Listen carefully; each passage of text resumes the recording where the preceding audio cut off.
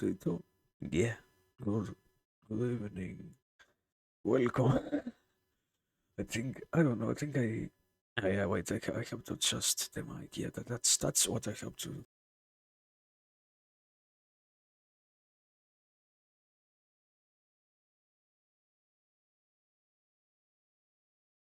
There it is. There will be distortion, I guess, as always. That's partially to be expected, I guess. Anyway, here we are. Um, good, good evening. I sound really weird. Anyway, it will pass. I guess we also have some time, maybe hearing something.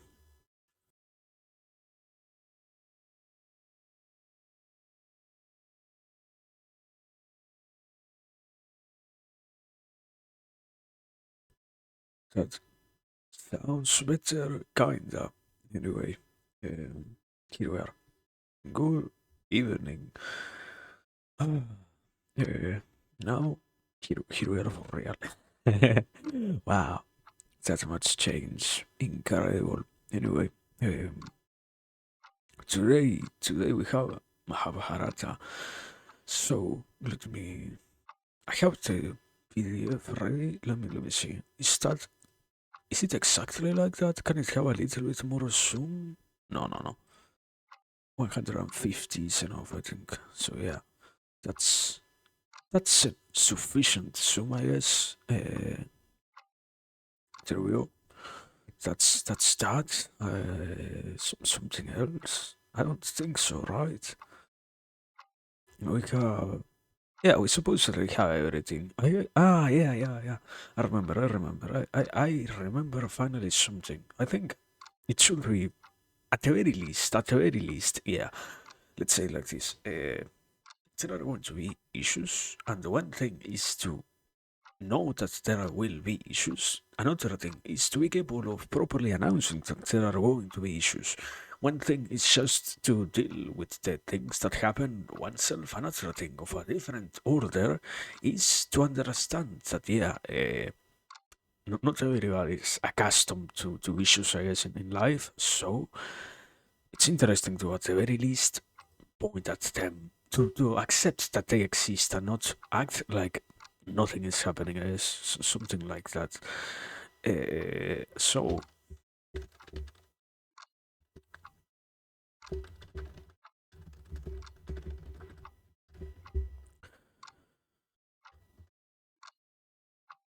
let me see.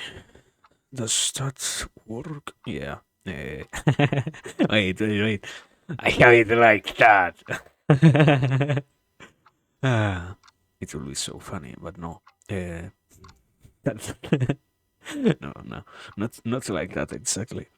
Let me let me warp the text a little bit, and there it is. Yeah, it should have a little bit of an outline. I think it kind of mixes with my brownness somehow. That's red, but anyways, properties.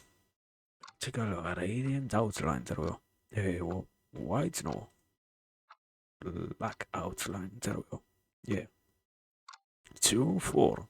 At the very least 4. Okay, there it is. Now for real. Now everybody can understand. Can people understand? Good question. I don't know. Anyway, here we are. Good morning. Good evening. Uh, how long has it been since the last time that we read anything? I don't know. I think a while at the very least. So yeah. Uh, Here we are. Today, all of us got around here to try and read a bit more.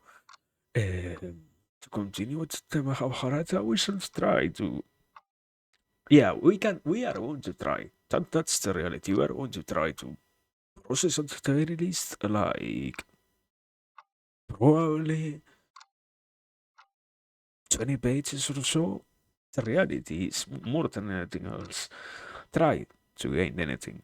It doesn't matter how many pages we get to, if it is one or if it is 50. What matters is to learn and to gain anything, to get a constructive reading, I guess. So, I don't know. Is everything fine? I guess. I assume. I think I don't know. I am feeling. I am starting to doubt the microphone for some reason. It's making me feel weird. So yeah. Anyway, uh, let's start. I guess. Do I have anything else to say? No, no, not really. Is this the page that we start in? Canto 178? Gagara Parva continued? Yeah. So anyway.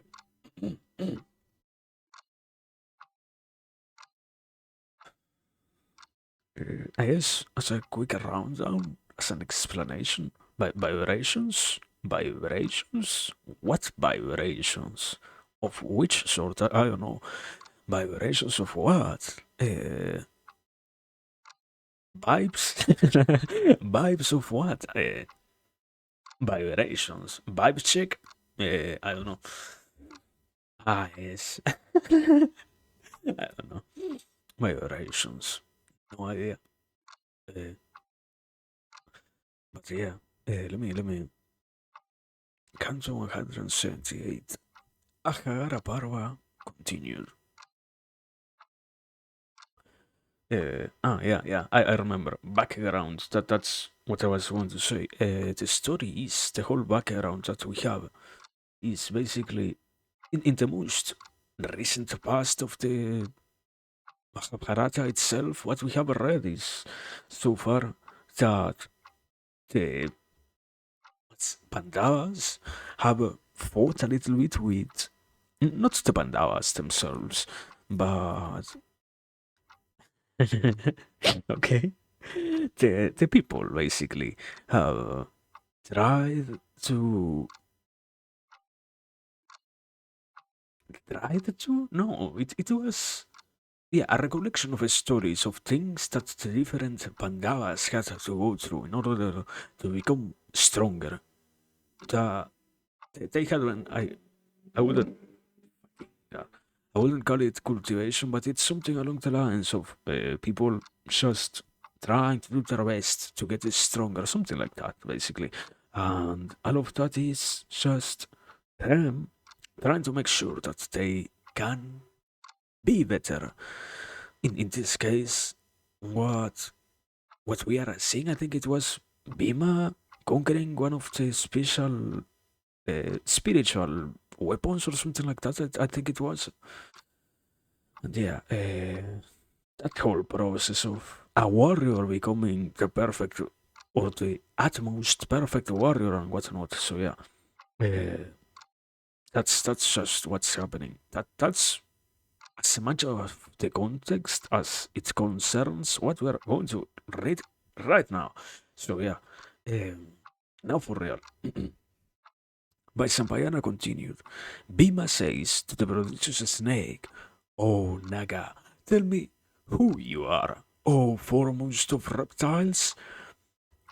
What are you going to do with me? I am Bhima, the son of Pandu, and next by birth to Dharmaraja Yudhishthira.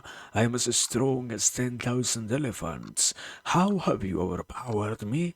I have killed innumerable lions, tigers, bison, and elephants.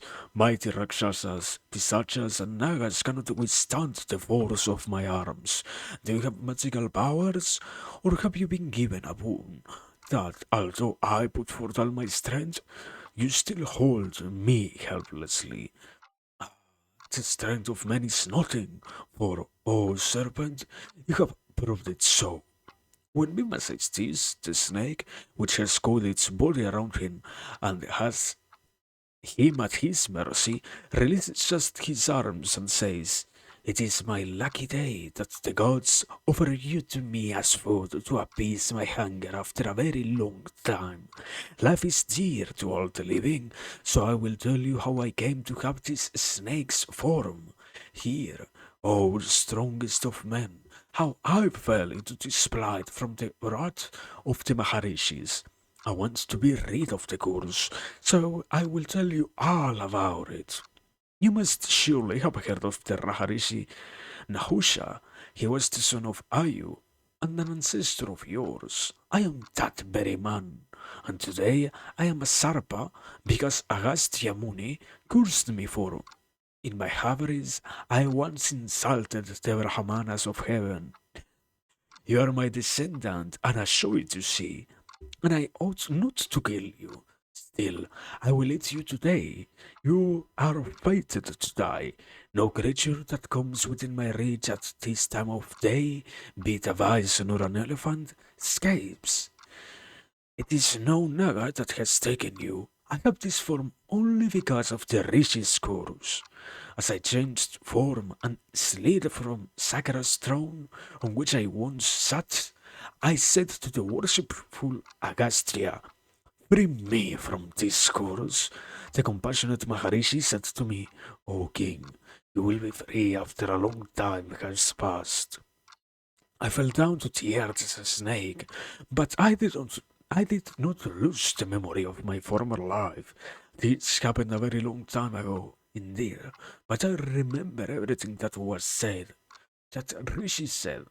A man who has realized the relationship of his Atman to the Brahman and who can correctly answer the questions you put to him will deliver you from my curse. Taken by you, even creatures that are stronger than you will immediately lose their strength. I heard these words of that kindly sage who felt affection for me, and immediately all the Brahmanas vanished. Having become a serpent, I have lived in hell for an age, waiting for the time of my release to come. Vimasena says to the snake, "I am not angry, mighty Sarpa, nor do I blame myself.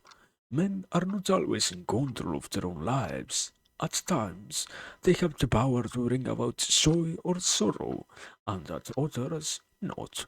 There is no bond fretting over this. Who can divert destiny? Even by the greatest effort, karma is supreme, and effort is useless. Struck by fate, I lost the might of my arms today. Look at me. For no apparent reason, I have become helpless. However, I am not as sorry for myself that I will die as for my brothers who have been deprived of their kingdom and exiled into the forest. The Himalaya is inaccessible and crawls with yakshas and rakshasas. My brothers will be distracted from their purpose by their search for me. If they know that I am dead, they will give up all their efforts. For, although they are determined in my desire to regain our kingdom, it is I who keep their resolve alive, by my insistent urging. It may be that Arjuna alone will not grieve for me, because he is intelligent, a great master of astrals, and cannot be vanquished by devas, rakshasas, or gandharvas. By himself, that Mahabahu can defeat even a deva in battle. What can I say of the deceitful gambler, the haughty and foolish son of Dharatirashtra, the most detested of all men? I grieve for my poor mother, who loves her sons, who is always eager that we should rise above our enemies in fame.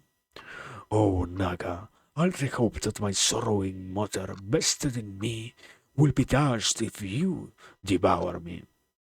My twin brothers, the manly Nakula and Sahadeva, follow me, their elder brother, and they rely on the strength of my arms for their protection.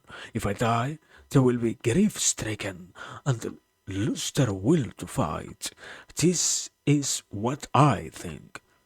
Such is Vrikudara's heartfelt lament, quoting the calls of Nahusha the snake. All his strength is sapped from his body.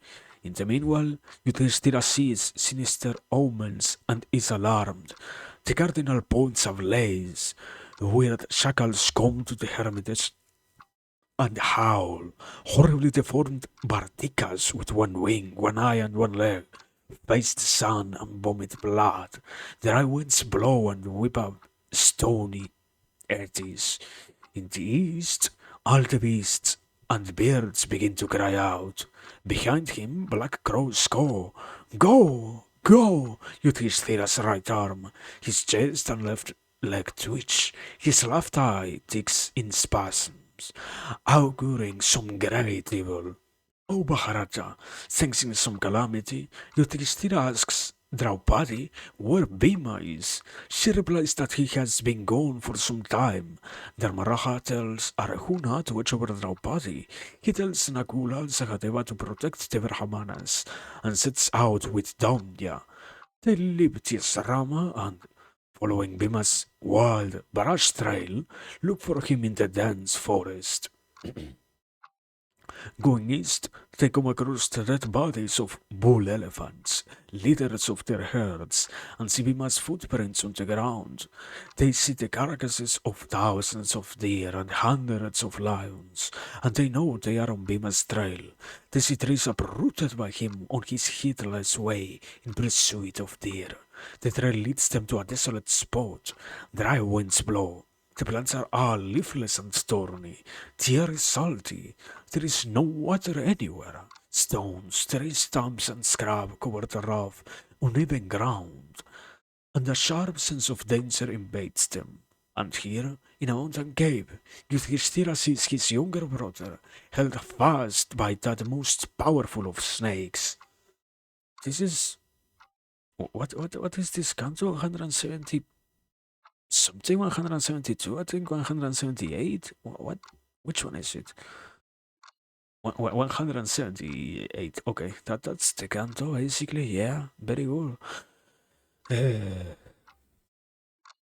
Question is, what's there to be said? I don't to begin with anything. Yeah, it's a very basic narration of events. You can I think something that you learn to do with enough time and observation through any text is you learn to recognize where are those patterns that might lead to context that allows itself to be extracted from the things that you see and from the things that you read, so to speak. Here, I don't see really anything that is particularly noticeable. There are other secondary conclusions, I believe, that might be capable of being accentuated, but that is more than anything else a task only doable by those who properly know everything that is related to the different parts of their the traditions and the whole. I guess the more average internet world would be lore of things basically that you can interconnect the story more and understand why things are the way in which they are. For example, I think the only truly interesting idea is here. When the snake relates, Tarishi said, a man who has realized the relationship of his Atman to the Brahman and who can correctly answer the questions you put to him will deliver you from my chorus. Taken by you, even creatures that are stronger than you will immediately lose their strength. That is, I guess, the central topic of this one particular canto. The reality is also how do we even try to properly interpret what might be encoded in something that has such a variety of multiple ways of seeing it, I guess. It's based on the context. Well, I know that a lot of this story is basically what happens between Bhima, who gets captured by this snake, who ends up being one of their ancestors, and Yudhishthira, who goes to liberate him, and how Bhima just reinforces his view of Yudhishthira as the leader of the family in a certain way, because the whole tradition gets to repeat itself, and the loop of the eldest or the most important brother gets to play a crucial role in the existence of the others.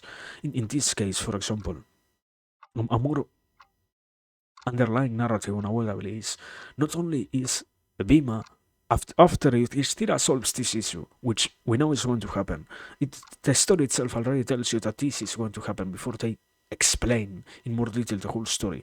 What gets to happen after that is not only Bhima is more affectionate towards Yudhishthira, but also everything else that is related to the family gains more strength and gets reinforced in terms of seeing Yudhishthira as a more appropriate leader. That capacity to understand situations and extract from not so apparent clues that things might be going in a wrong direction allows Yudhishthira to become an even more powerful is monarch, leader, patriarch of the family, whatever you wanna call it, basically. But all of that is not really here, and even then, even then, you cannot really contain all of that with this. You cannot match those two explanations. I guess it's what is being talked about by the rishi, by this description. I guess goes more along the line of this sort of conundrum, this sort of situation in which you, as a being who needs to perform penance and who needs to expiate their sin of having cursed the Brahmanas. Basically, that much is like very understandable. Brahmanas are in themselves a very important position in the Hindu society. Therefore, unavoidably, you need to have a respect to them, and unavoidably, anybody who does not follow that rule gets punished. Then, follow up particular situation, this one. What is going to happen to the serpent, to the Naga, and what's the role that particularly Yudhishthira has is, I guess only they don't use those words. I guess this comes more than anything else from the Western side of understanding about these ideas, but those who are more illumined, I think it you say it like that. I don't remember. I think it is, yeah, illuminated. I think it is more realize, more closer to the samsara, to reaching that basically. And those who get to have more stern tapasias and are more capable of having better tejas and what's not, that sort of people are the ones who get tend to be here, capable of absolving others of their particular issues. It's the particular signification of, okay, yeah, in particular, it needs to be somebody very awake, so to speak. That's a basic clue. That's a very basic, I guess, symbolic explanation of the idea itself of, yeah, somebody gets to help others only in the moment in which they can themselves be capable of controlling what they think about things and what they see in the world as a world of matter, and as a world in which their influence also needs to be not only controlled in a general sense but also measured and properly useful. That's why somebody like Bhima, who is completely uncontrolled, does not get to have the pleasure of helping the Naga. It needs to be Histira, his brother, who is also at the same time not only the older brother, the general stereotype of the older brother, but also particularly Yudhishthira himself is somebody who we know is incredibly more calm. Besides the moments in which he needs to fight, he's I think so the calmest Pandava, basically. So yeah, that's I guess the whole explanation that you can get to have from all of this. I think that's I think that's the most important message, basically. But that's also yeah that's in general what you know of this, and that's also only this one paragraph. I don't know. I think there are other things probably in inside all of this. I I think yeah. I mean the omens themselves, the way in which they start to appear, I think that also makes my mind tingle. I guess it's something that probably can serve as a minimal clue. The idea that incredibly odd events start to happen, I guess, and how those signal that there is a need for action. It's it sounds more of an unconscious thing, I guess. I don't know how to really say it, but yeah, it sounds more of an unconscious realization than an actual event that happens in the world. It's more like, yeah, the Pandavas themselves started to feel like something was not going right. That whole, I think they do not talk about it that much in terms of the system of beliefs in general, but basically, a gut feeling. They have a gut feeling, and they were capable of following that gut feeling that appeared repeatedly enough. That's the whole idea with these visions and these premonitions and whatever, and these bad omens and what's not. But what's really also another explanation for those things? It's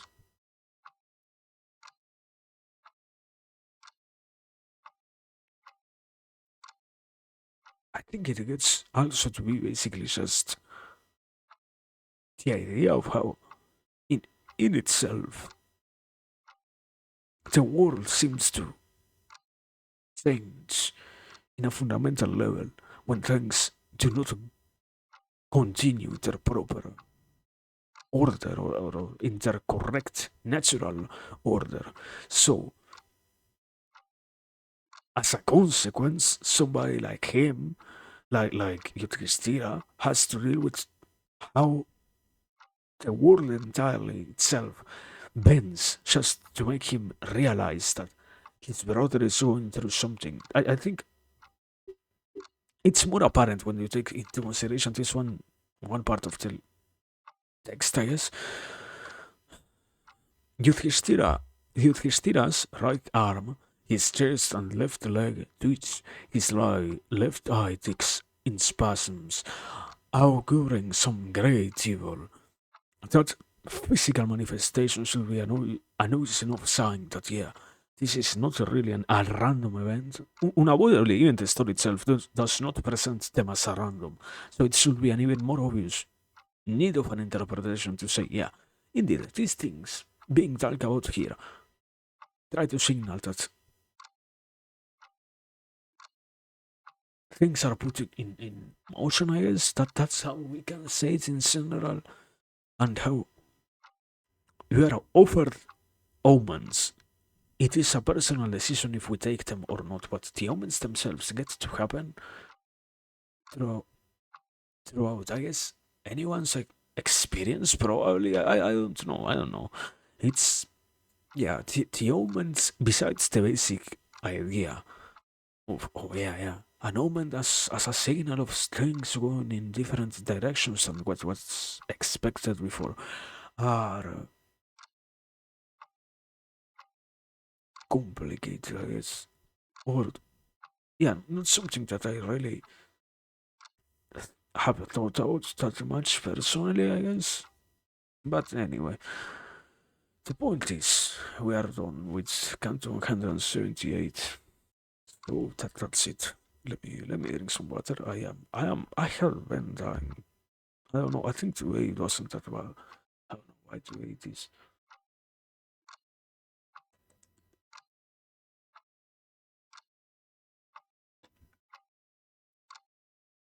Anyway, continuing, trying to continue to the very least. Uh, Mosquito? Wow, the mosquito died. It's over. Let me see. Canto 179.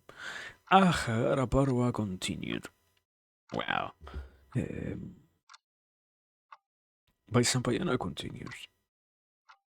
Yudhishthira finds his beloved Bhima in the coils of the serpent and says, "Oh, son of Kunti, how did this happen?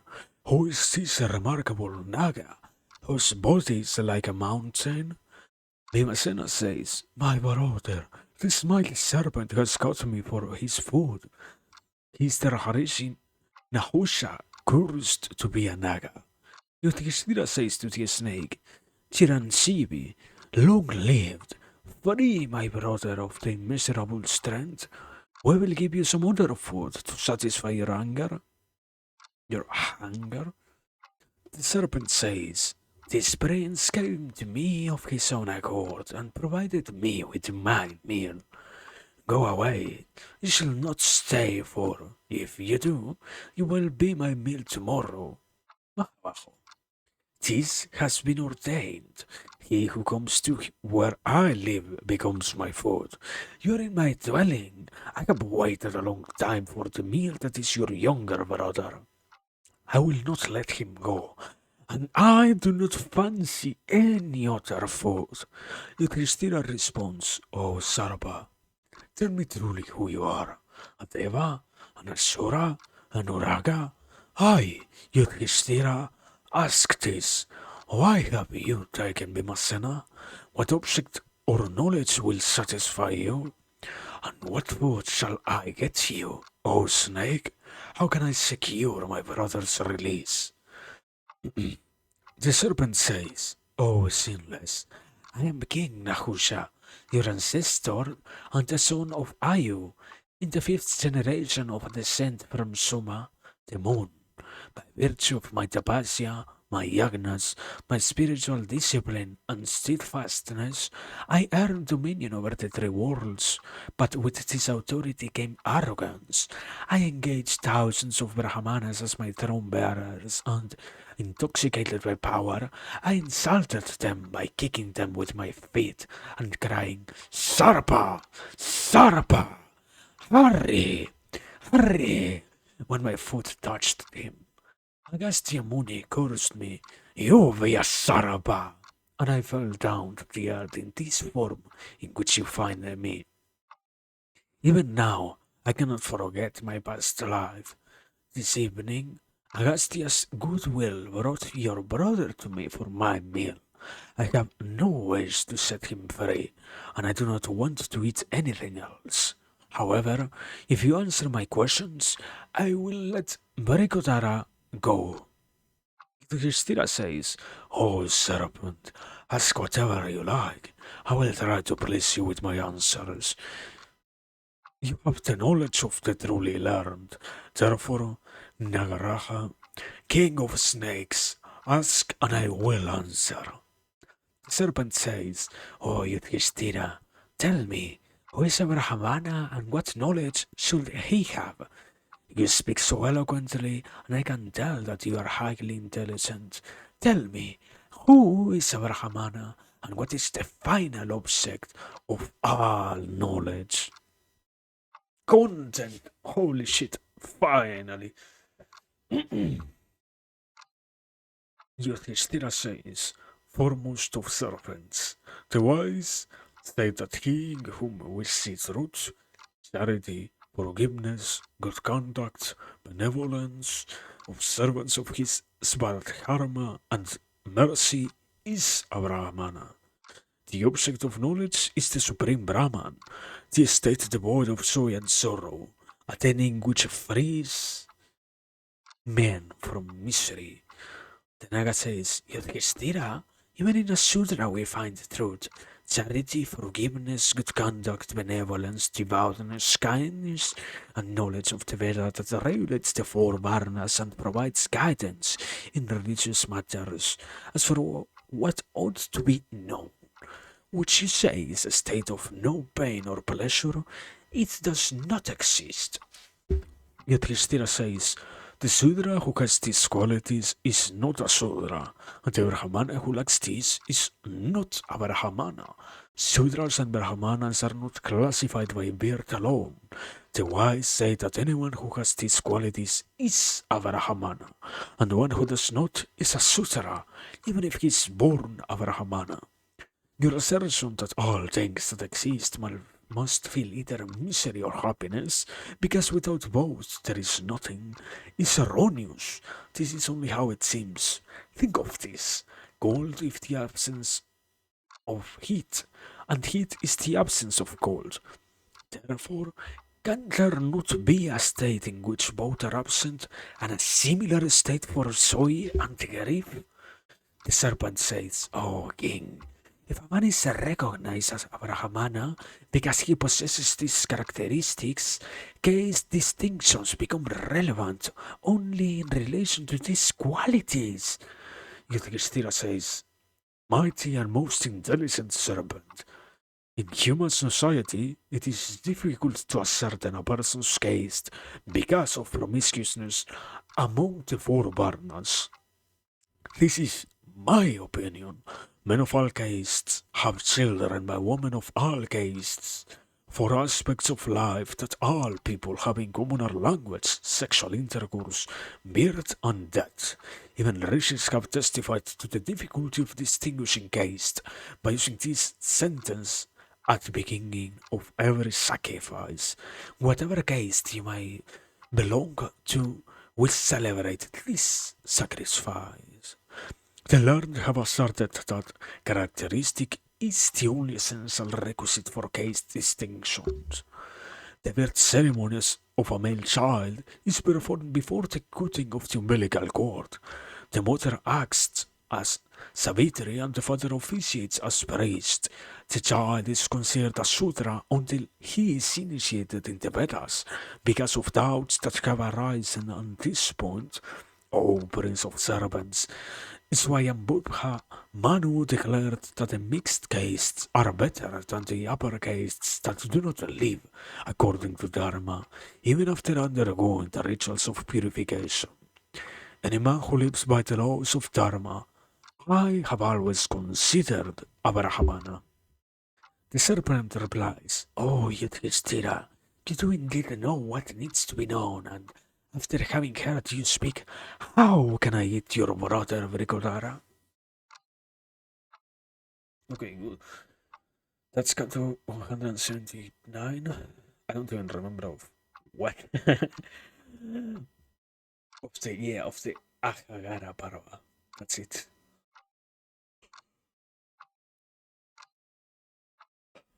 I think, yeah, this one is not really that complicated. I guess it's an interesting point, to say the very least. It's an interesting consideration to take into account that, yeah, the Pandavas who are positioned as basically the most important characters in this story so far, or one of them, or not even one of them at random, the leader of them has a very solid stance against or towards what is a Brahmana and what is a Sudra and what not. I wouldn't have even expected anything like that here.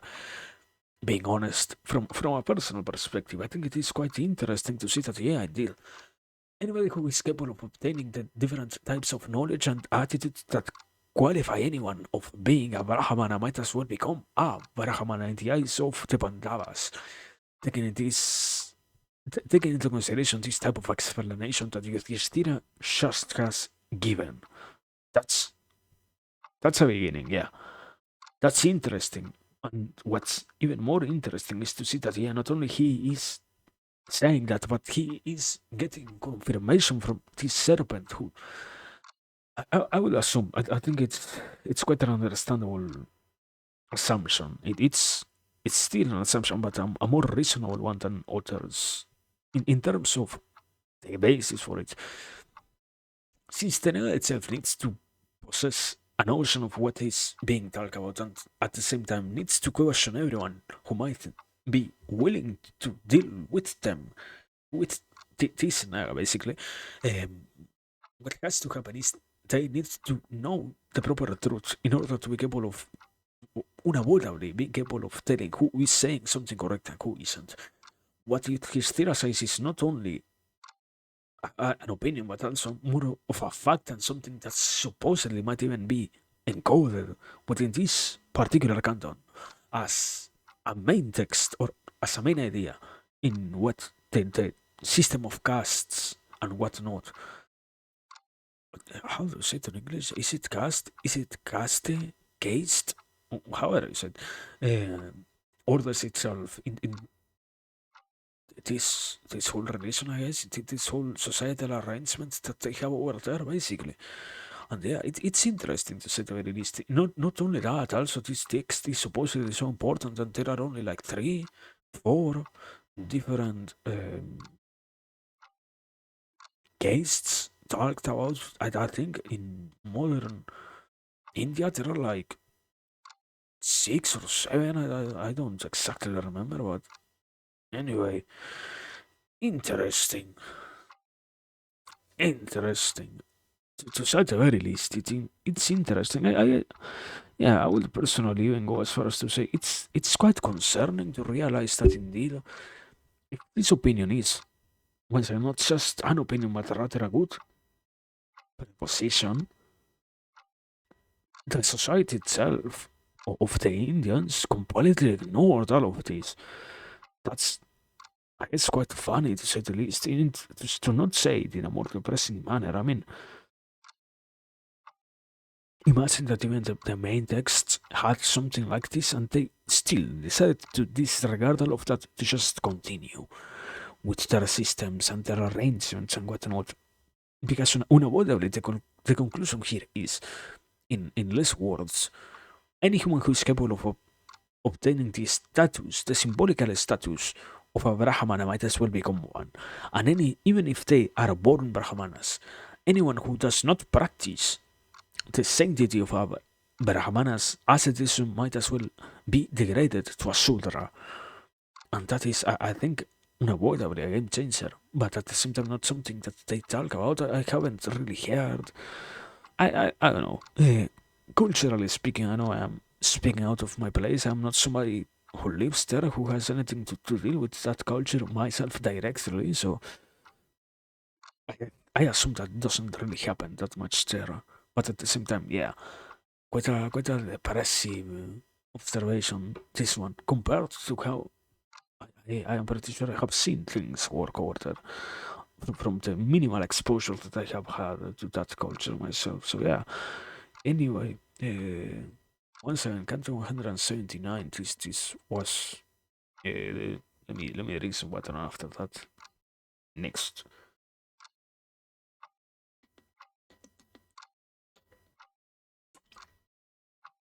Uh,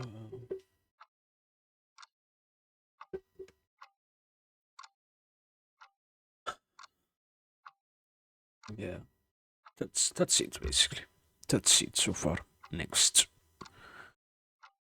Canto 180. Gagara Parva continued. Yudhishthira says, in this world, you are most learned in the Vedas and Vedangas. Tell me what one should do to attain moksha. Serpent replies, O scion of the Maharajas, I believe that the man who gives alms to deserving people, the man that speaks kindly, the man that tells the truth, and the man that abstains from doing injury to any creature attains salvation. What? From doing injury to any creature? Interesting. Yudhishthira asks, which, oh no, is the higher of the truth? Oh, is the higher of the two? Sorry. Truth or charity? Tell me also, which is more important? Kindness or the avoidance of doing harm? The snake replies, the relative merits of the qualities of truth and benevolence, kind words and abstention from harmful behavior are measured by their results. Truth is sometimes more praiseworthy than some acts of charity. Some dana is more laudable than speaking the truth. Similarly, abstaining from causing injury can be more or less important than kind speech. It all depends on the effect your actions have. Ask me anything more you want, and I will clear all your doubts. Yudhishthira says, tell me, O Naga, how to understand the soul's transition to Swarga, about its enjoyment of the rewards it has gained, and how it perceives through the senses. Holy shit. The snake replies, by the end of his own karma, a soul takes birth in one of three conditions, as an animal, as a human, or as a heavenly being. Man lives his human life and attains Swarga by being diligent and hardworking, by not harming any creature, By being charitable and virtuous, through the opposite conduct, Rahan, people are reborn as baser humans or as animals. This is particularly true of one who is ruled by anger, lust, greed, and malice. This person lives his human life and is reborn as an animal. Animals can be transformed into the human state too. The cow, the horse, and other beasts have been seen to attain even the divine condition.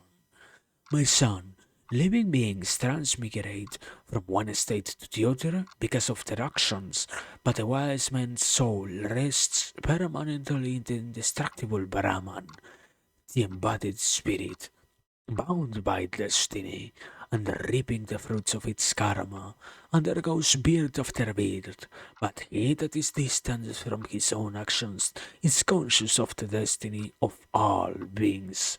Yudhishthira asks, "O snake, tell me truly and clearly how the spirit that is detached from the body recognizes sound, thought, shape, smell, and taste. Does one perceive sensations simultaneously? Best of snakes, answer my questions." The snake replies,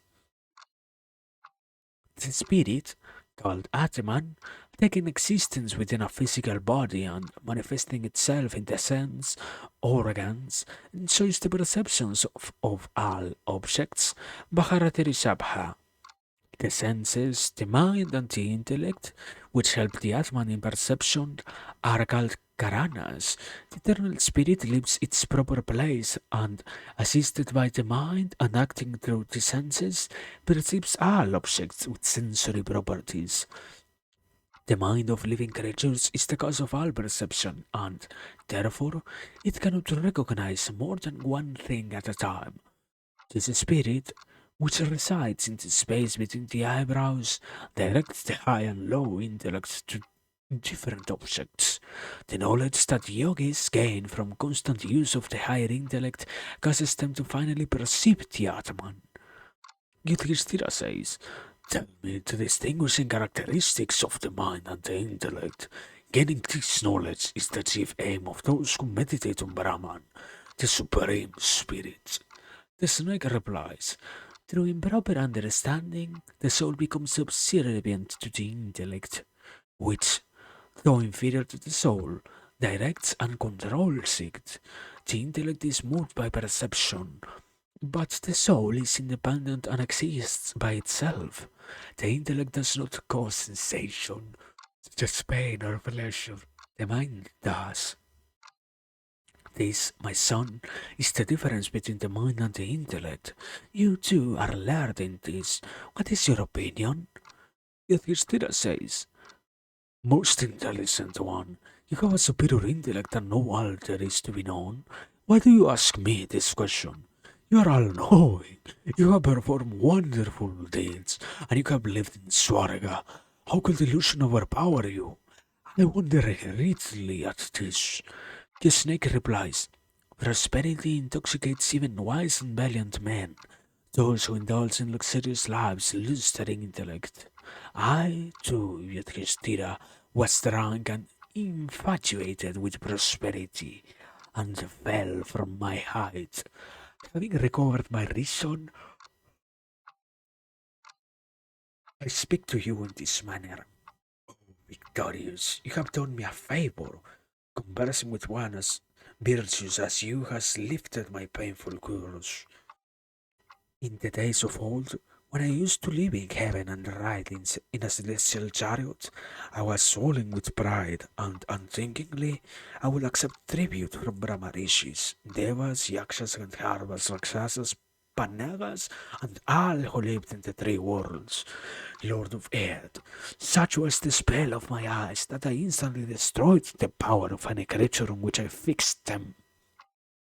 I had thousands of Brahmarishis draw my courage, and this thing caused my fall. One day, Agastya Muni was drawing my courage when my feet touched his body. He cursed me in anger, saying, "You will be ruined. You will become a snake." At once, I lost my glory and fell from the chariot. Watching myself turn into a snake as I fell, I implored Brahmana. beg you, remove this curse, O divine one. Forgive my foolishness.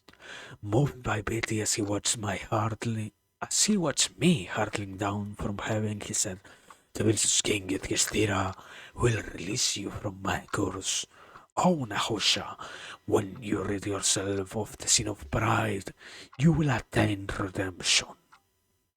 I was wonderstruck to see the power of his tapasya. That is why I have asked you these questions about the Brahman and Brahmanas, and about truth and charity, about self-restraint and penance, about not doing injury to any creature, and adhering to Dharma. Rahan, it is these qualities, and not the race or family into which he is born, by which a man may attain mukti. May your brother, the mighty Vimasena, enjoy good fortune. May you be happy, O Dharmaraja. I must leave you now and return to Swarga.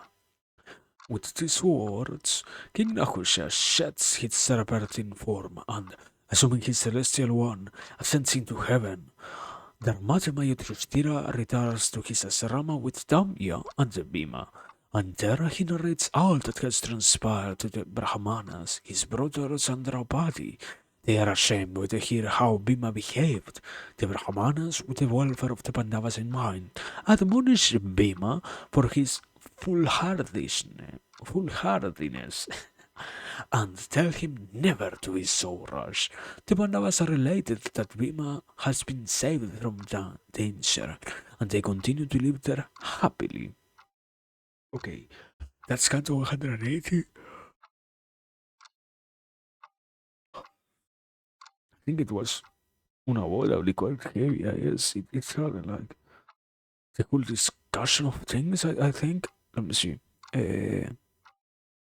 No, no. No, it wasn't. It didn't have the whole discussion. The last one also had some discussion about the state of being, I guess, and whatnot. But I don't know. I feel like it's at the very same time very concise, very understandable. I think I can say it in that sense. There are some other texts that need a lot more time to properly process them and try to get what's the point behind what they are saying and whatnot. They're interesting, but they are more than anything else metaphorical, I guess. You still have here metaphors and the possible allegories and whatnot that you can interpret, but the main idea, even more in this canto in particular, the main ones are clearly exposed. All of those things are observable and are understandable. It's not like, oh wow, yeah, yeah. What is this story talking about? The Atman, the purity of the soul, the karma revered, samsara. What? No, no. It's it's clear enough. Yeah. Basically, let me see if I can rapidly sum up what was the whole discussion. Uh, it's just in this country in particular, we have the status of the proper passage of any soul through the realms. How unavoidably any human can go from human to either deity to animal because of their karma in their lives. A little bit of an explanation about what is karma in general compared to the complete lack of that so far. So that's fine also. A little bit more of information on what might be the experience even of animals. I guess, yeah, there is something missing. There is something unavoidably obvious missing. Why is there the cows themselves are mentioned as some animals that one could be reverted into? Yeah, but it is not explained why they are sacred animals so far, and neither does all of this properly delve into animals could transport their souls onto the deity state to the divine state without having to pass through the human realm if they accumulate enough karma? Okay, that's an statement. How do they get to do that? That's not mentioned. So that's also lacking. Um, and also, another interesting thing is, yeah, luckily enough, they reaffirm what we talk about in the other canto. Indeed, based on the vision of both beings that seem to convey directly to the rear. Let me see. The snake reply is not working, my son. Snake, the spirit.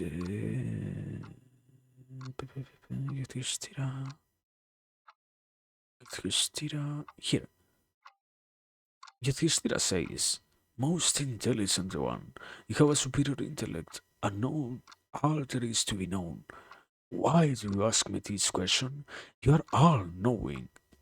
So we have a claim of what this snake says, not what Yudhishthira said before. Yudhishthira was saying an opinion. The snake confirms that that is indeed the truth. Anybody in that system of castes and whatnot, casters, how do you fucking say that word, um, have been arranged in a had to be arranged in a different manner because what matters is the actions themselves of the human being, not the particular case in which they are born, so to speak. So yeah, that's also interesting, I guess. That's unavoidably the most important part out of this. That yeah, it directly attacks what I know, based on how they seem to keep ordering themselves and whatnot. But anyway, it's something. It's if nothing else, it's something. So yeah, that's also good, I guess.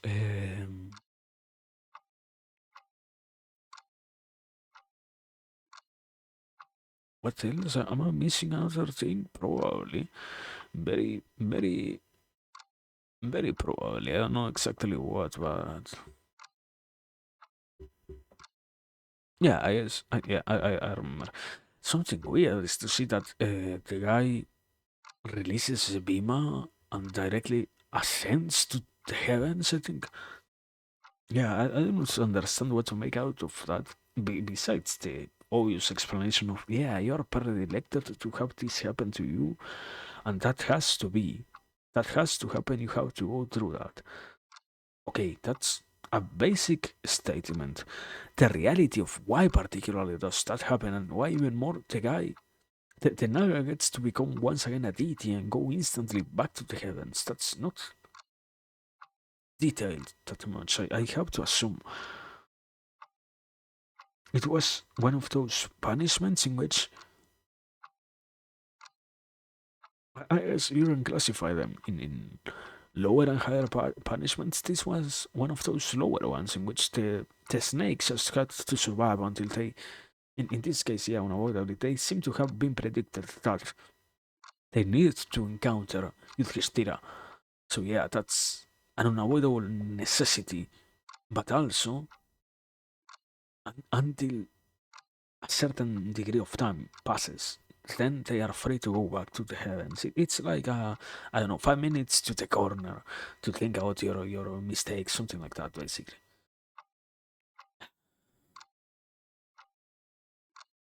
But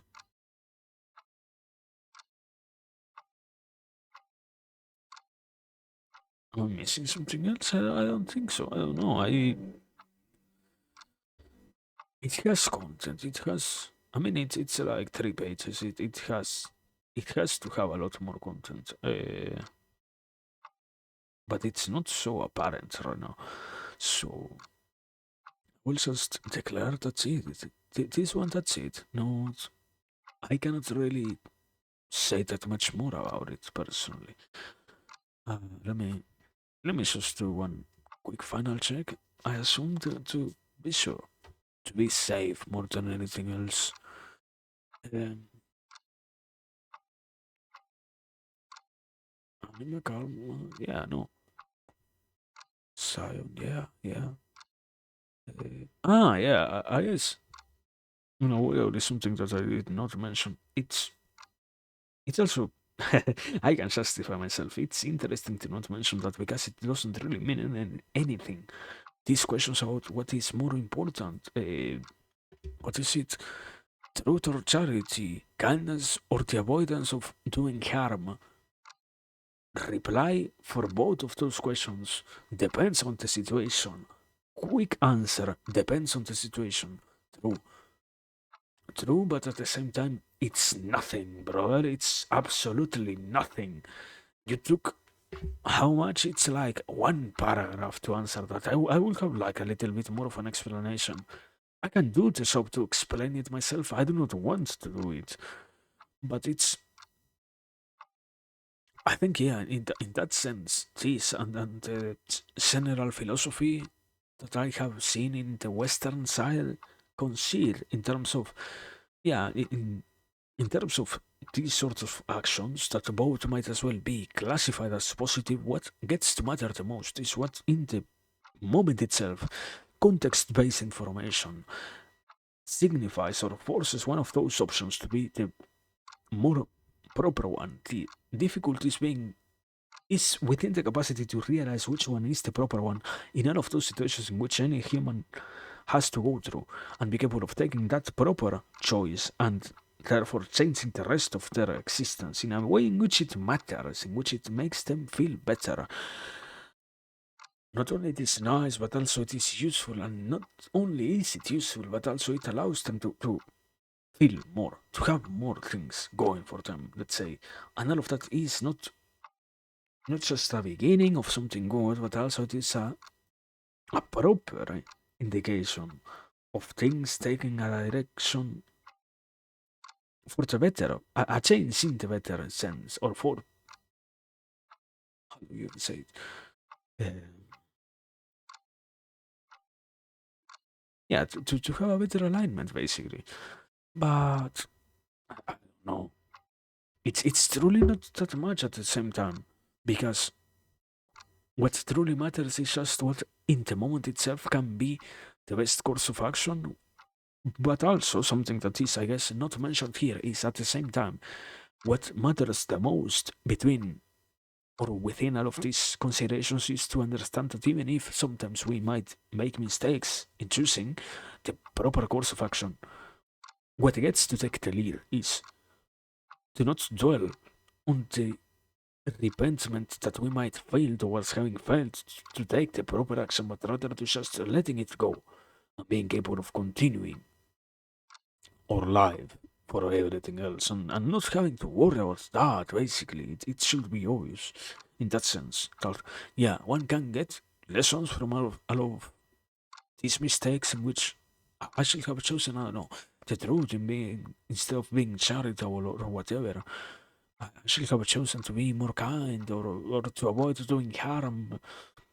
Yeah, the lesson is nice. What matters also is not justifying spending time because there might be a lesson on anything, on everything. So yeah, that's also something I guess that it's left unmentioned here. But yeah, that's kind of 180 as I said. Mm, fuck. Canto 100. My God, Canto. Canto. My God. Anyway, Canto 181. Mark Candeya Samasya Parva. What? Let me read something.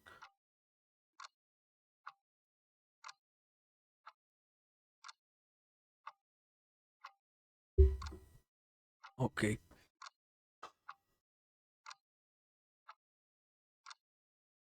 it's understandable enough, I guess.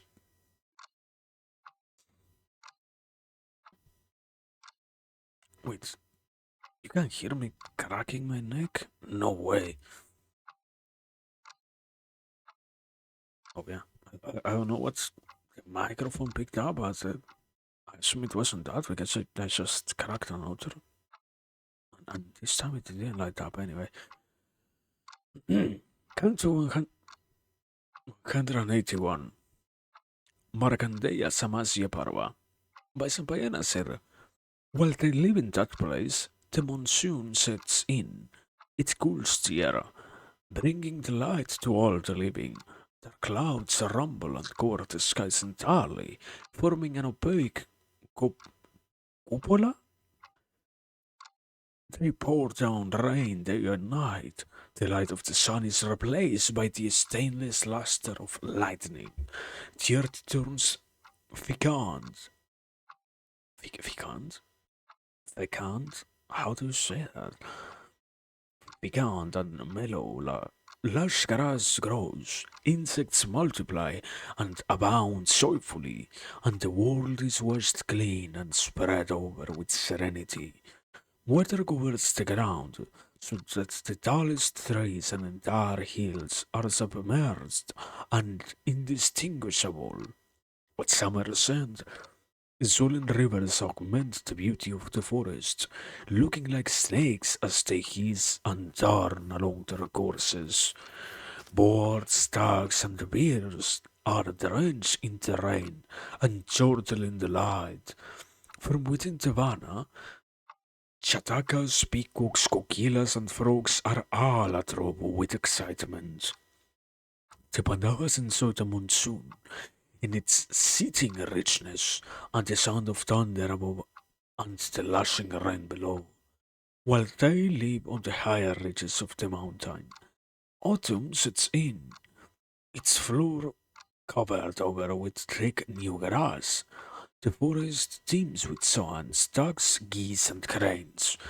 Rivers flow lucid again, and the stars shine brightly in the sky. This is a blissful season for the sons of Pandu, crowded as it is with bright and feral birds and beasts. They revel in the clear night air, cooled by clouds, and the sky adorned by glowing planets, stars, and the radiant moon. They see cool rivers and ponds ornamented with lilies and white lotuses. They roam the rivers Saraswati's majestic banks, thick with bamboo and dotted with sacred pools. And great is their exhilaration. Those Kshatriyas are especially glad to gaze at the golden Saraswati, brimming with limpid water, and they spent the holy night of Kartika Purnima beside her. The sons of Pandu spent that auspicious day with pure and benevolent rishis devoted to Tapasya, and as soon as the dark fortnight sets in immediately after, they enter the Kamyakavana with their charioteers, cooks, and the rest of their entourage. Okay, nice. The issue is, does this any? Does this say actually anything? Uh, what's this? Canto 180, 181? Yeah, 181. Uh, this is a good moment to ask the same question as always. Is there a point in this? What's the point of this line? Isn't it more like, oh yeah, time to move the plot forward? I guess, I don't know. I guess, yeah. I let's assume. Let's assume stuff. Personally, I will assume probably I cannot really do a good job at interpreting anything that might be related to imagery and things as animals and such, because it is quite impossible to properly make out what's the concept behind. Oh yeah, they saw a lot of animals, and they also saw them, and there was no conflict. There was peace, and they had a great day. Wow. So yeah, I have a hard time deciphering what's being said here. It is still something at the very least, so I cannot be angry at that, but I don't know. I If there is something that I might be missing, I do not actually believe I can see it in this one. It's it's one of those ones that yeah has.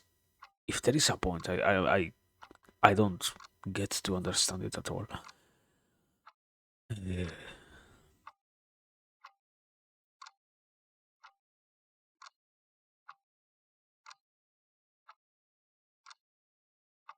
it's the passage of time. I guess I don't know, man. I don't see anything. I don't really see anything here.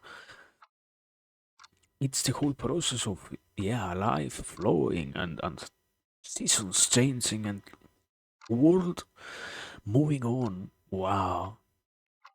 I don't know, man. I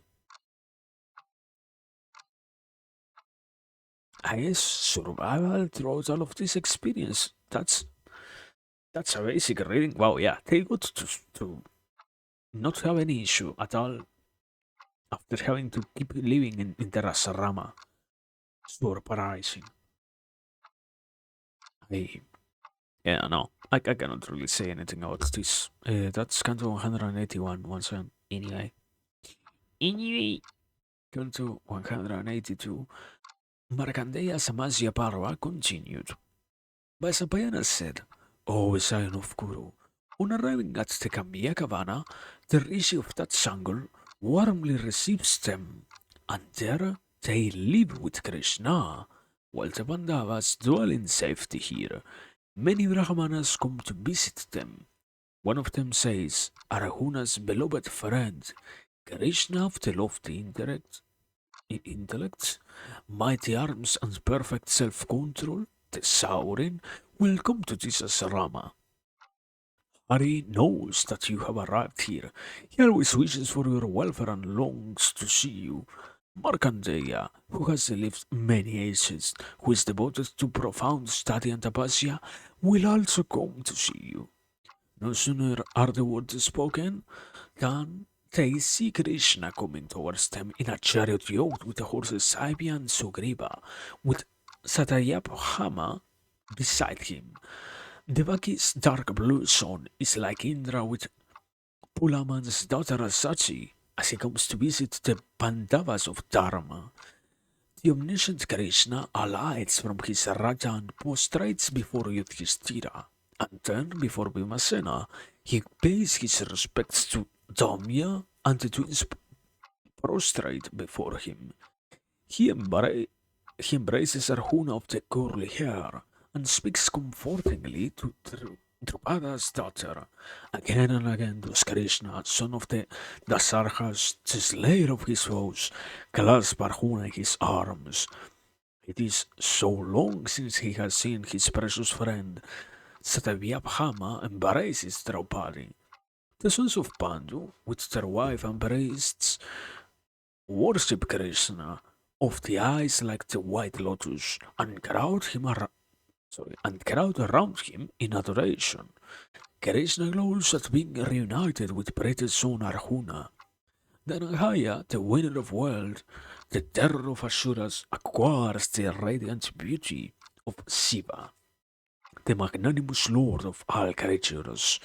When Mahadeva is united with his son Kartikeya, Arjuna Giriti tells Krishna all that has transpired in the jungle and asks after Subhadra and Abhimanyu.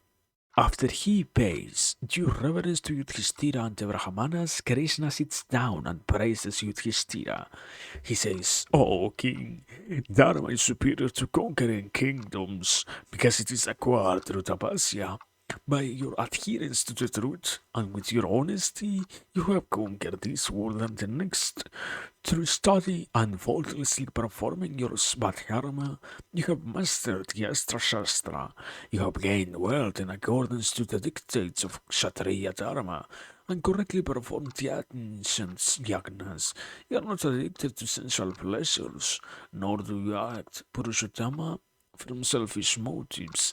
You do not swerve from the path of Dharma out of greed for world. You are aptly called Dharmaraja, the righteous king.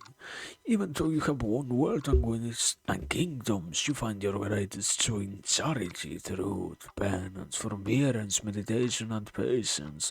When Krishna was humiliated in the Guru Sabha, in a shocking and shameful manner. Who but you could have silently borne it? You will soon rule justly over men, and all your desires will be fulfilled. We are here and ready to punish the gurus as soon as your obligation to them is completed.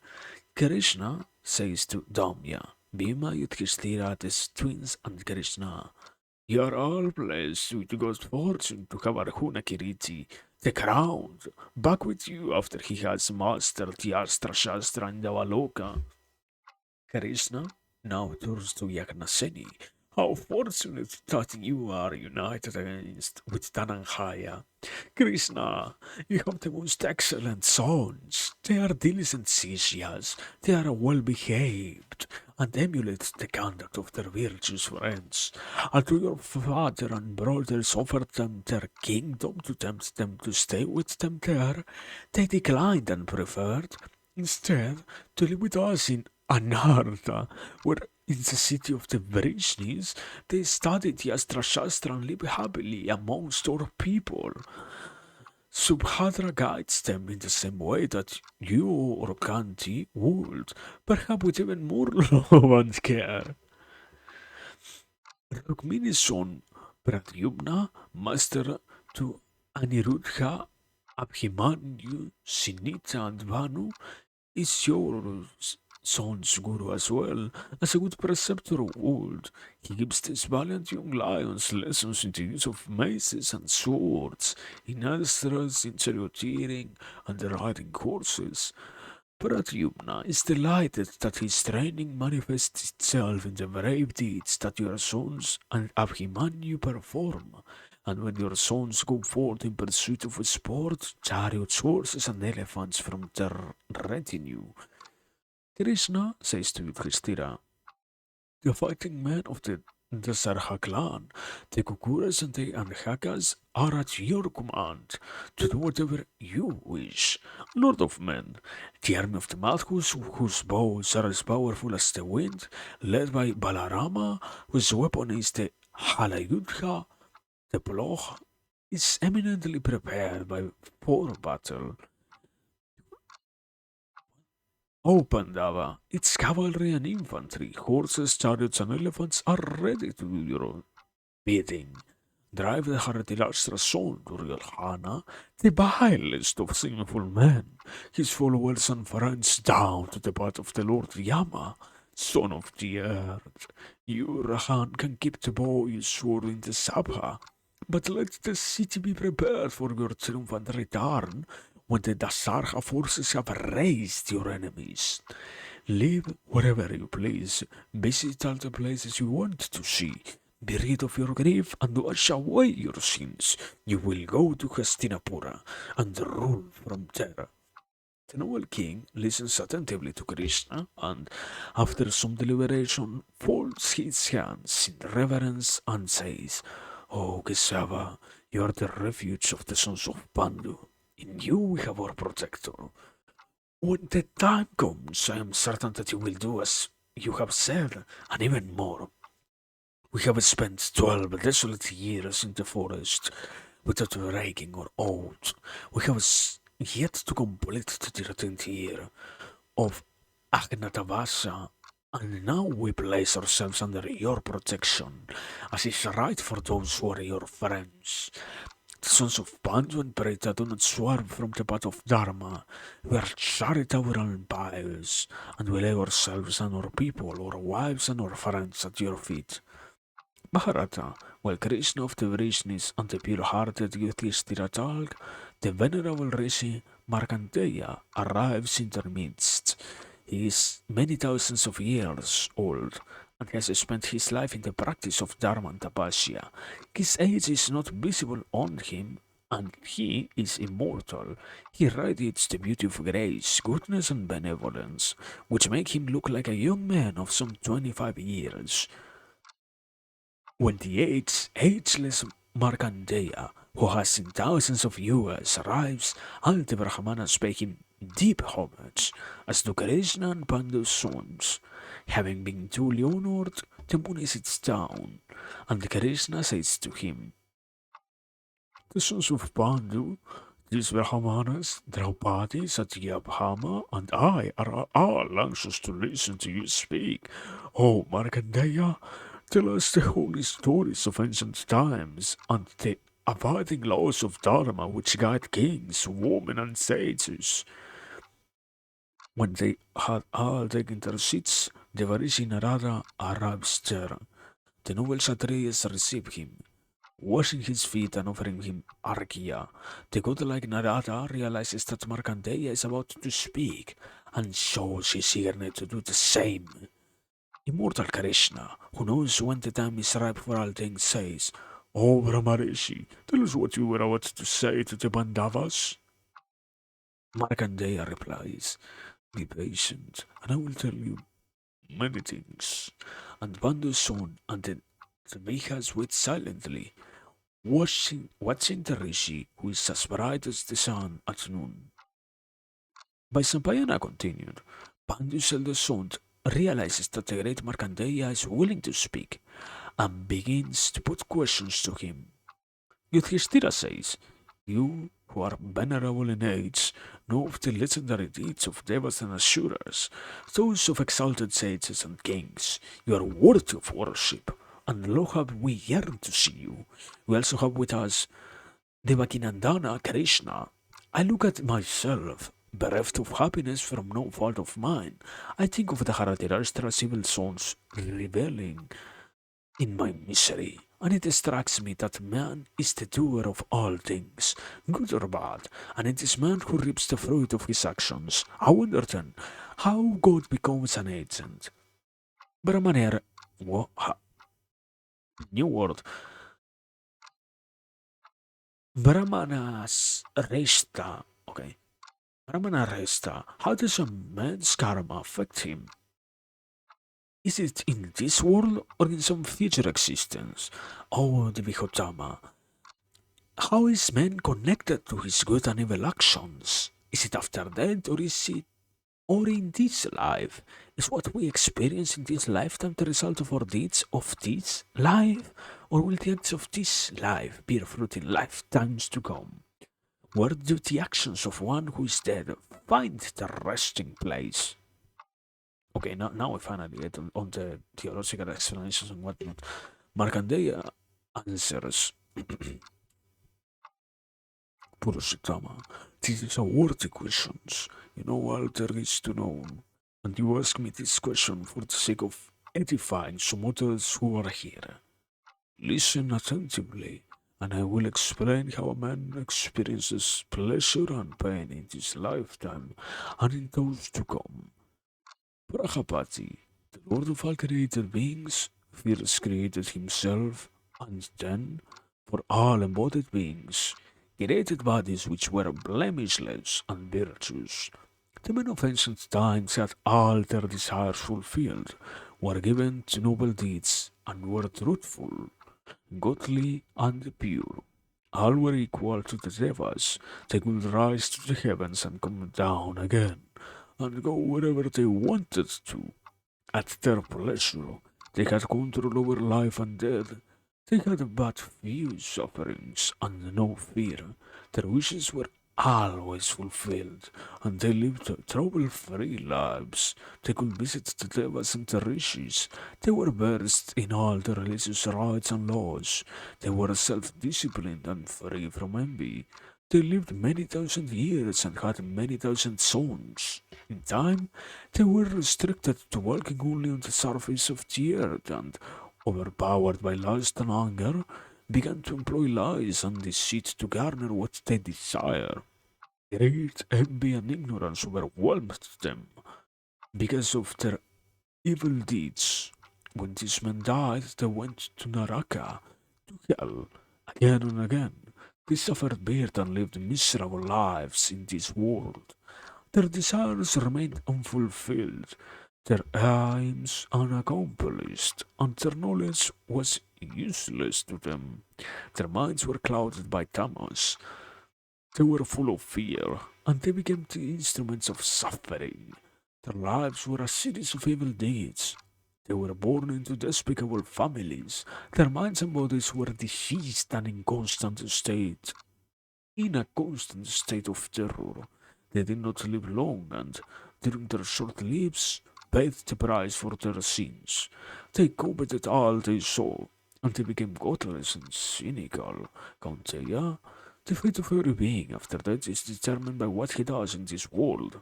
You have asked me what the repository of the karma of the wise and ignorant is, and where they enjoy the fruit of their good and evil deeds. Listen to the laws that govern this matter. Man accumulates a great store of good and evil karma in his subtle body, his sukshma sarira created by God. When he dies, he leaves his Thula sarira, his gross flesh, and is immediately born again into another order of beings. He is never without a body, not for a single moment. Into this new life, his karma follows him like a shadow, inexorably, making him happy or miserable. The wise man with spiritual insight knows that all beings are tied by the destroyer to an unchangeable destiny, and that they cannot escape the consequences of their good or evil karma. This, O Yudhishthira, is the fate of all creatures that you are steeped in. Okay. This, O Yudhishthira, is the fate of all creatures that are steeped in spiritual ignorance. I will tell you now of the perfection attained by men of spiritual awareness. Such men have great tapasya shakti. They know all about things sacred and are deeply liberal. They are unswerving in their religious duties and devoted to the truth. They honor their gurus and elders with reverence. They practice yoga. They are forgiving, have their passions and minds under firm control, and are men of extraordinary luster, piety, and energy. In short, they are endowed with all the virtues. They have conquered their passions and subdued their minds. By practicing yoga, they are freed from disease, fear, and sorrow, and their hearts are at peace. While they are being born, be it premature or in full term, and while they are still in the womb, they see with the inner spiritual eye the relationship of the soul to Brahman, the supreme spirit. Those high-minded rishis who were gifted with intuitive knowledge pass through the world of men and return to the Valoka, home of the gods. O king, it is by destiny or by their actions that men attain joy or sorrow. Do not think otherwise, Yudhishthira. I consider this the highest truth. Some attain happiness in this world, but not in the next. Others do so in the next, but not in this one. Some attain happiness in this as well as in the next world, and others neither here nor in the next world. Those that have vast wealth glitter in their rich ornaments. O slayer of mighty enemies, these are addicted to pleasures of the flesh. They enjoy happiness only in this world, but not in the next. Those who meditate and study the Vedas, who are firm in their asceticism, who use all their energies in the performance of their duties, who have their senses under perfect control, who refrain from killing animal, those men, O Parantapa, attain bliss in the next world, but not in this one. Those who first live a chaste life, then virtuously acquire wealth in due time, and then marry and perform sacrifices, find felicity both in this and the next world.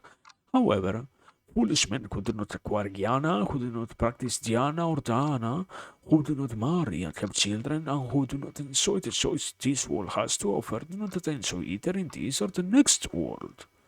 All of you have great knowledge, awesome prowess, and celestial energy. You have come from the other world or taken birth in this one to fulfill the purpose of the gods, to exterminate evil.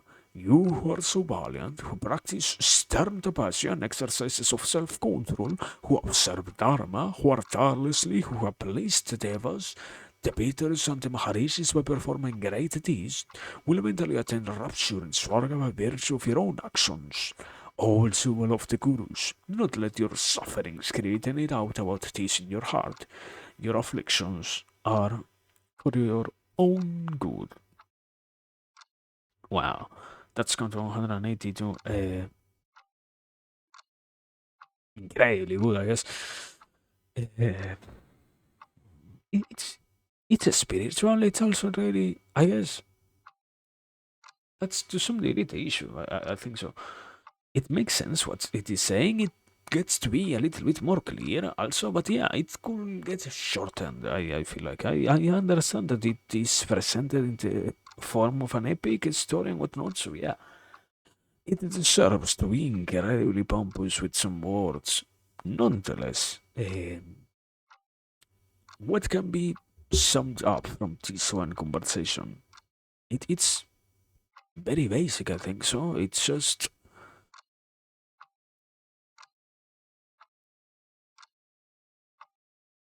the process through which humans used to exist, something that is already repeated so far, the process of karma itself, how karma can be gained, how it affects ourselves, how it reflects in lives, and also not only karma but also this idea of dharma, how following dharma in the proper way can allow you to enjoy existence, either in this, in the next one existence, or in neither of them. And all of those permutations, the basic four basically, how you can attain satisfaction now, but not in the next life, how you attain in the one that comes after this one satisfaction, but not in this one, in both and in neither. That's also understandable enough. Either you can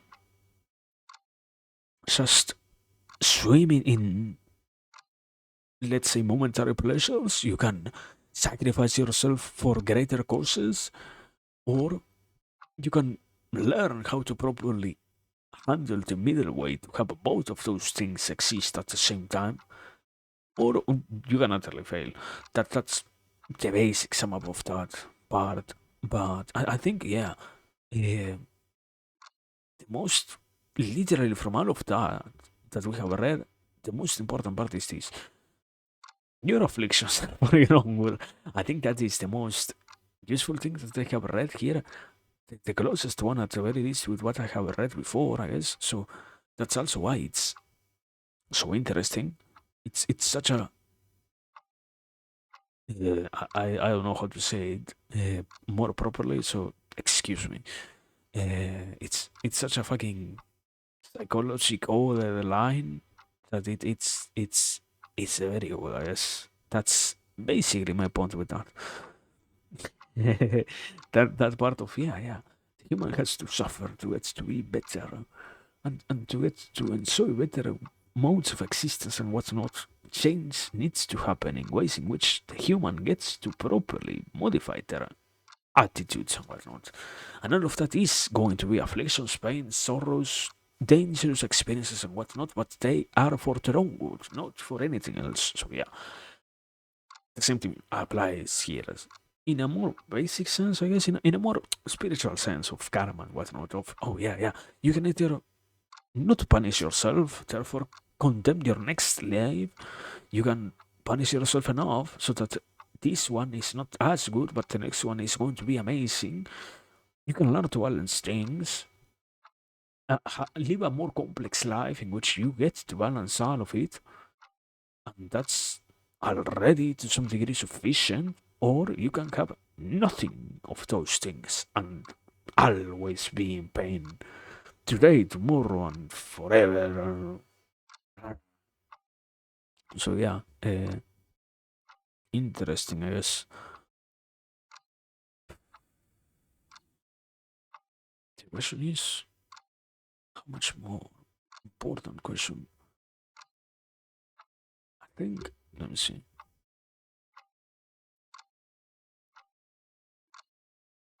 I think we can try to like one or two more cantos. Take into consideration that we started on what on like 100 and 108 and 60 something. I think it was 168 probably or so. So yeah, we didn't do 10, but we did like 5 at the very least. So that's good. But yeah. Anyway, let me continue. That's as I said before, canto 182. Let me before continuing, I should drink something.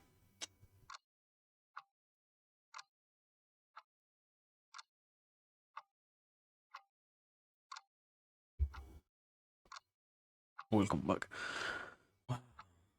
What an amazing, what an incredibly long pause. Anyway, uh, no, yeah, let's do like this. This next one and not much more because I know myself. It will end up being too late, and we got to do at the very least some reading, so that's good enough already. Anyway, moving on. Canto 183. Markandeya Samasya Parava continued. My Sampayana continued. The Pandavas said to Markandeya, Mahatman, we are eager to hear of the greatness of the Brahmanas. Tell us of it, O Mahamuni. Markandeya replies, a strong, handsome young prince of the Kaihaya clan, a conqueror of hostile cities, once went hunting. While roaming in a wilderness of great trees and thicket of tall grass, he saw, not far from him, a Muni wearing black antelope skin and, mistaking him for a deer, killed him. When he realized what he had done, he was paralyzed with horror and grief. He went to the high elders, and these lotus-eyed prince told him what had happened. Child, when they heard his story and saw the body of the sage who had subsisted on fruit and roots, they were distraught. They all set out, inquiring everywhere they went whose son the Muni might be. They reached the asrama of Aristanemi, son of Kashyapa. They reverently greeted the great sage, who sat in resolute tapasya, and remained standing while he received them formally. The Kaihaya elder said to the illustrious Muni, by a freak of fate, we are no longer worthy of your welcome because we have killed a Brahmana. The illumined Rishi said to them, how did you happen to kill a Brahmana? Tell me where he is, and you will see the power of my tapasya. The Kaihayas related everything to him, exactly as it had occurred. They went back but did not find the body of the dead Rishi where they had left it. They scoured the place without success and, ashamed and dazed, returned to the Muni. The son of Kasyapa said to them, O Kshatriyas, could this be the Brahmana that you killed? This Brahmana, who has acquired great power from his tapasya, is my son. When they saw the Brahmana, they were astonished and said, this is incredible. How has one who was dead come to life again? Is it the power of his tapasya that has revived him? We are agog to hear this, O Rishi, if it can be explained. The Rishi replied, Death has no power over us. I will explain why this is so. We perform our sacred dharma, and so we have no fear of death. We speak well of Brahmanas and never think ill of them, and so the death holds no terror for us. We entertain our guests with food and drink. We make sure our dependents eat well, and we finally eat what is left. Therefore, we are not afraid of death. We lead strict and peaceful lives. We are charitable and tolerant. We visit holy shrines and live in sacred places. Thus, we have no fear of death. We live amongst people of great spirituality, and so death holds no dread for us. This is only a brief explanation.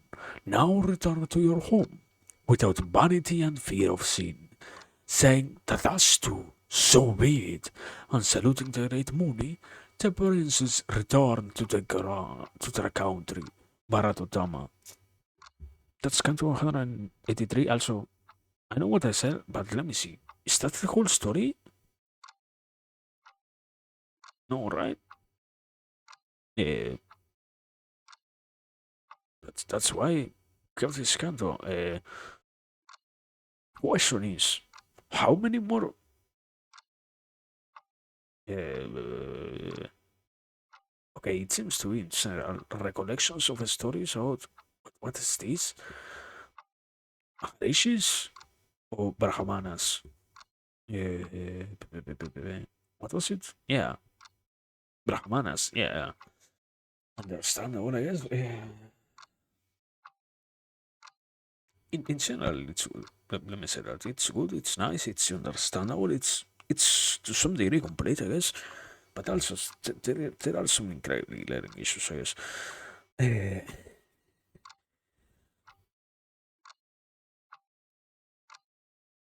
Even the teller of the story is being too brave with descriptions and whatnot. I think that is incredible against the point of relating anything like this. Not because it's not possible to shorten it, no, but because to some degree, this much braveness is useless or is counterproductive. Does it isn't exactly explained. Was it because the guy revived his son? Was it because his son came back to life to Brahmana? Supposedly, obviously, you have to. What's the expression? You have to suspend your belief or something like that, basically, to be capable of understanding that, yeah, indeed, you have to accept stuff like this one. You just have to take it that as a given that, yeah, stuff like this happens and people get to live through those things and nothing bad comes out of that, I guess. But the more later developed issues after all of that are, okay, does that mean that in general Brahmanas are quite prepared to die, so to speak? I remember I talked about it before, and now this also allows me to confirm what I have mentioned about the Hindus being a lot more connected with death and having a different conception of what we talk about when we say death here. Compared to them, we have a more negative perspective of all of that. Yeah, that is unavoidably observable here, on just by how the Brahmanas themselves, the most sacred parts of the whole process, talk about it, make it look like an incredibly more natural process than anything else. So that's good. That's useful. But besides that, uh, what's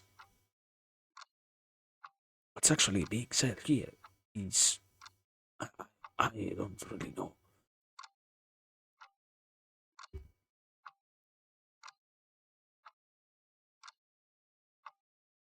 Their patience, their capacity to forgive, understand, oh, I guess overcome situations also, and all of that basically. That's I feel like the message in this one canto, but yeah, I don't know. It's complicated, not in the formal sense of wow, yeah, it's so hard to get anything out of that, but rather it's hard to properly see. Besides the more basic sense of interpretation that it offers, it's like yeah, you know what? We can assume that it means something, or we can assume that it means nothing. And from that, we have like whole different fields of trying to move ourselves forward. So yeah. Anyway, uh, yeah,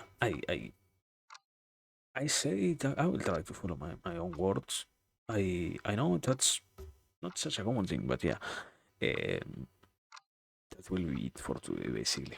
Not much more to say. I'm happy, anyways. I can say I find myself happy with all of this. It has been how much good progress, basically. It did get to contain a lot of stuff related to things that we do talk about here, and a lot more practical knowledge that other readings or more directly practical compared to other situations in which you have to assume what is the point being made and what is the goal and what is the stuff. So yeah, that's nice. That's it, basically. Also, there is a mosquito literally on the microphone. I guess it isn't making noise anyway. Yeah, I don't know. I don't have that much more to say. Have a wonderful night. Have a wonderful day. Thanks for editing. It has been a wonderful session. a wonderful considering pondering session, I guess. Next time when? Next week, next Mahabharata session probably next week. I don't even know when exactly I need to get the stuff in order. I need to get to go and do some things. I need to also, for example, go try to pass some exams. So maybe I am going to be here. Maybe not. We will see about that. Anyway, as always, thanks. The real point is just that. Thanks for everything. Have a nice day. Be happy. Smile. Drink water. Hydrate. Leave. Be cautious. Be clever. I guess also. Be. I don't know. I wanted to say the other day sly, but something funny happens with the sly. It gets more of a negative connotation than a positive one, so you cannot really utilize sly in sentences. But yeah, probably try to be sly, positive connotation, I guess. I don't know. But yeah, anyway, thanks. Gonna good night. What is it? Good night, Vietnam.